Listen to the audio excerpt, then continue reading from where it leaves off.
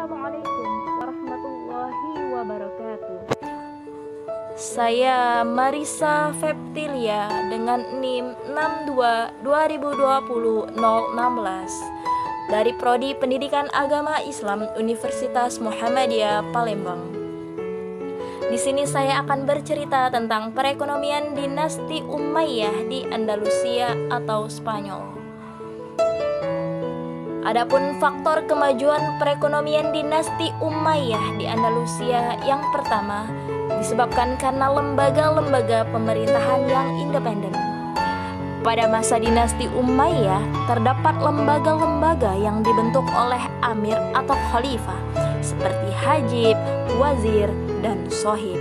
Kedudukan mereka independen dan tidak dapat diintervensi oleh pihak manapun, sehingga bekerja secara profesional, tidak korupsi, kolusi, dan nepotisme, serta keuangan terkelola dengan baik.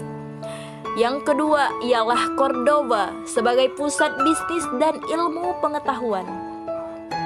Ketika Abdurrahman I memimpin dinasti Umayyah di Andalusia, beliau memindahkan ibu kota negara dari Toledo ke Cordoba dan menyulap Cordoba menjadi pusat bisnis yang memancing para pedagang dari India dan Cina berbondong-bondong ke sana.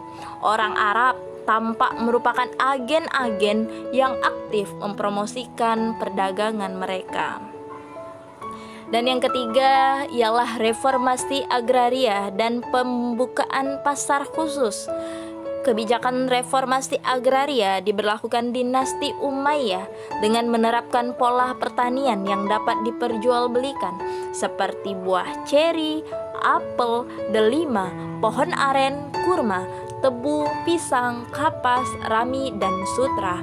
Memperkenalkan model irigasi baru kepada masyarakat Spanyol, dam-dam, kanal-kanal, saluran-saluran air, bahkan jembatan air didirikan untuk mempermudah petani mengairi lahan-lahan pertanian. Jalan-jalan dan pasar dibangun untuk mempertemukan para petani dan pedagang sehingga melancarkan transaksi jual-beli. Dinasti Umayyah menciptakan pasar khusus untuk permintaan dan penawaran barang hasil produksi dari industri-industri yang ada, seperti pasar tukang besi, pasar daging, pasar serba bunga, dan lain sebagainya. Berkat kebijakan ini, Cordoba dan Seville surplus pertanian karena melimpah hasil produksi, sehingga banyak hasil produksi pun diekspor ke luar negeri. Yang keempat ialah hubungan harmonis antara penguasa, pengusaha, dan ulama. Dan yang kelima ialah perindustrian dan kelautan. Bidang perindustrian berkembang pesat dengan munculnya sentra-sentra industri seperti Cordoba, Malaga, Almeria sebagai pusat menenun dan sutra, Almeria sebagai pusat produksi barang pecah belah dan kuningan, Paterna di Valencia sebagai pusat pembuatan tembikar, Cordoba dengan pertambangan besi dan timah dan industri farmasi, serta masih banyak lagi. Bidang kelautan dibentuk wazir yang mengurusi pelabuhan dan perhubungan laut dengan angkatan perang terkuat. Menjelang tahun 800 Hijriah, sebagian besar Laut Tengah telah dikuasai angkatan perang mereka. Setelah mengalami kemajuan, akhirnya dinasti Umayyah mengalami kemunduran disebabkan oleh beberapa faktor.